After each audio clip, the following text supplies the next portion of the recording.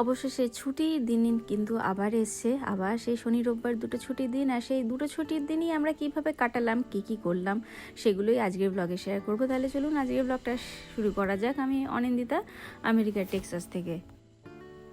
এমন একটা ব্যাটার বলতে পারেন, ম্যাজিক্যাল ব্যাটার তৈরি করেছি, যেটা দিয়ে কিন্তু ধোসা, তার সঙ্গে ইডলি আর উত্তপম তিনটেই যখন ইচ্ছে তখন বানিয়ে নিচ্ছি। ধোসা ইডলি তো খাওয়া হয়েছে এই সপ্তাহে বেশ কয়েকবার, তার সঙ্গে আজকে কিন্তু সকালবেলার জলখাবারটা বানিয়ে নিলাম উত্তপম দিয়ে। আর তার সঙ্গে একটা নতুন জিনিস দেখায়, এই যে আমার গাছটা, এই গাছটার নাম হচ্ছে ড্রাসেনা। এটা হচ্ছে ড্রাসেনারই একটা বড় ভ্যারাইটি আর কি। তাতেও দেখলাম যে আশ্চর্যজনকভাবে ফুল ফুটেছে। অনেক রিসার্চ করার পরে জানতে পারলাম যে গাছগুলো এরকম ম্যাচিওর হয়ে যায় আর যারা নাকি খুব ফেভারেবল কন্ডিশন পায়, একমাত্র তারাই অনেক বছর বাদে বাদে ফুলটা ফোটায়। তাই একদিকে নিজের ওপর খুব গর্ব হচ্ছে যে হয়তো গাছটাকে আমি ভালো একটা এনভায়রনমেন্ট দিতে পেরেছি, আর আরেকদিকে ভীষণ স্যাটিসফ্যাকশন, মানে জীবনে আর কিছু পারি না পারি, অন্তত গার্ডেনিংটা একটু হলেও যেন পারছি। যদিও ছুটির দিন, আজকে কিন্তু বিরিয়ানি নেই, একদমই বিরিয়ানি নেই, কারণ আজকে আমরা ঠিক করেছি এই বেলাটা খাবো একটু স্বাস্থ্যসম্মত, যাতে বিকেলে যেহেতু ছুটি আছে একটু হাবিজাবি খেতে পারি। তাই আজকের লাঞ্চ কিন্তু আমাদের আবার সেই চিকেন সিজার স্যালাড। ওটা টেস্ট হবে নেক্সট উইক, কামিং উইকে খেতে পারিস। এরকম দেখায় যে রেস্টুরেন্টে সবাই ওয়েট করছে খাবার জন্য, কিন্তু যে ফটোগ্রাফার আছে, না না না খেও না খেও না খেও না খেও না, আমাকে ফটো তুলতে দাও, সেরকমই তোদেরকে ওয়েট করছিলাম। তোর বেচারা একটা করে গাছ মুখে নিয়ে বসে আছিস। বাবা মিক্স ইট আপ, হ্যাঁ মিক্স ইট আপ। মিক্স করবে না? তো ইয়েটা রয়েছে, চিজটা আছে, এই দেখো দেখো এই র্যাঞ্চটাও দেওয়া আছে, হ্যাঁ mix it up and then eat, okay. এদের অবস্থা, সবে জানুয়ারি পড়লো, মানে এটা সবে জানুয়ারি পড়লো, এখনো জন্মদিন এখনো কমাস, 7 মাস দেরি, না 6 মাস। তুই এখন থেকে তুই তোর গিফট দেখে রাখছিস, এখন থেকে দেখে রাখবি ওই তখনকার জন্য। এটাকে কি বলে বলতো রিনি, যাদের কাছে ফাঁকা সময় থাকে না। রেয়ান তুই থাম, তোর কাছে মানে মানুষের যখন কোনো কাজ থাকে না, মানুষের মানে মাথাটা যখন ফাঁকা থাকে, তখন মানুষ কি করতে চায় বলতো, কিভাবে সময়টাকে নষ্ট করবো। তুই এখন ওই সব অ্যামাজন দেখে থেকে তোদের সময়টা নষ্ট করছিস। রেয়ান তুই কি খুঁজছিস? Sprite, mini fridge with Sprite included দেখছি। তোর জন্মদিনের gift mini fridge with Sprite. What do you want for your birthday? না আমি মিনি ফ্রিজ চাই আমার বার্থডে জন্য। বাবা এত বড় হয়ে গেছিস রে, মিনি ফ্রিজ কিনতে হবে রে। আমি জীবনে প্রথম বড় ফ্রিজ কবে পেয়েছি জানিস? মনে হয় 9-10-এ পড়ি।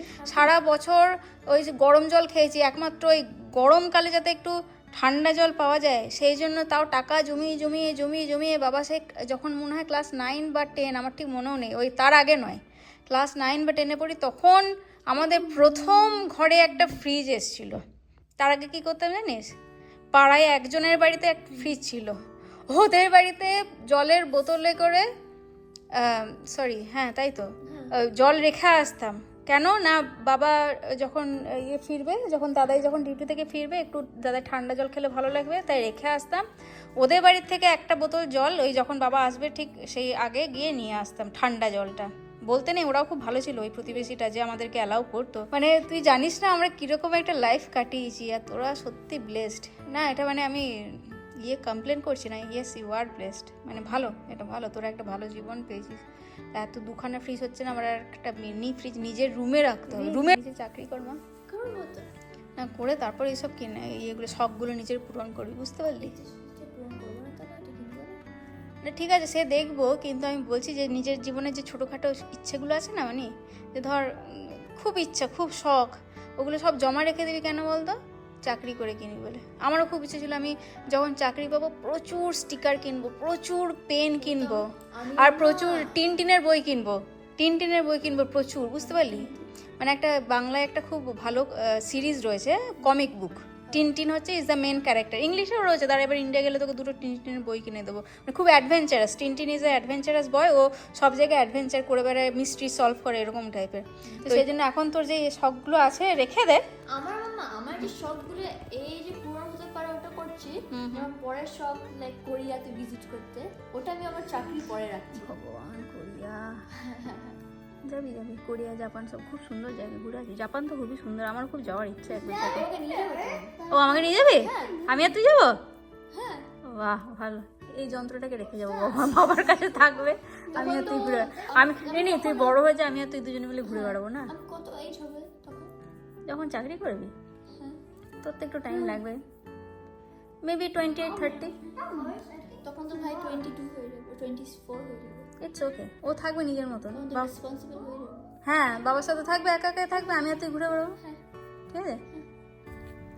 দুপুরে স্যালাড খেলে পেটটা ভরে কিন্তু মনটা ভরে না, আর ওই মনটা ভরে না বলেই হয়তো গল্পের গুরু গাছে ওঠে, যেটাতে আমাতে আর রিনিতে এতক্ষণ হলো। যাই হোক চলুন এবার বেরিয়ে পড়লাম, বেশ কয়েকটা কাজ হাতে নিয়ে একে একে সব আপনাদের সঙ্গে শেয়ার করছি। এত কি হচ্ছে আজকে?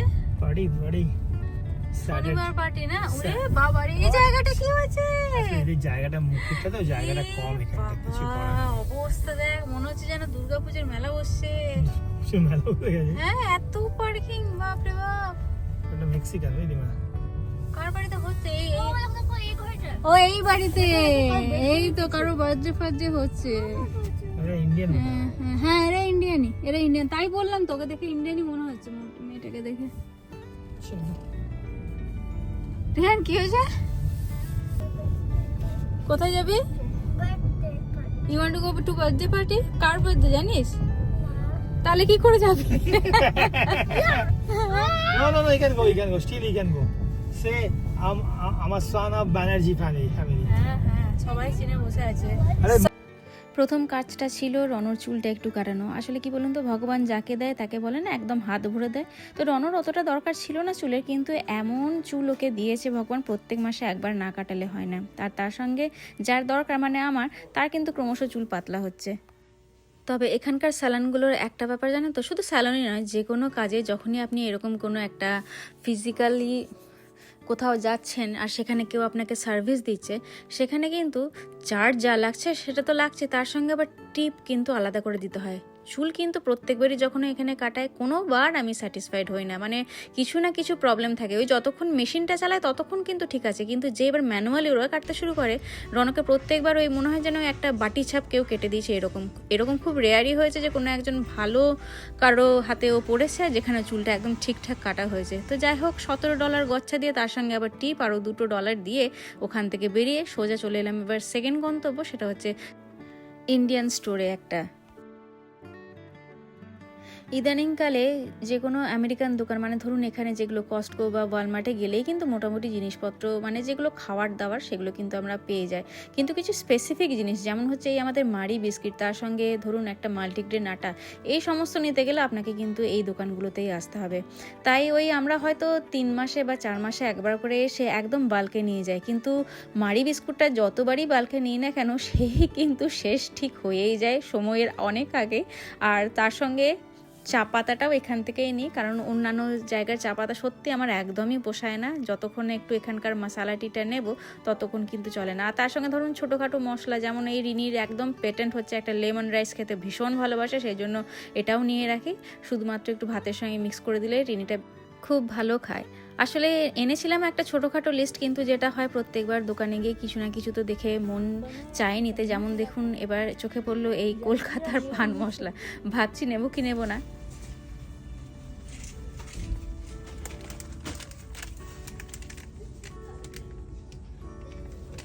ক্যালকাটা মুখশুদ্ধি, ক্যালকাটার থেকে এটা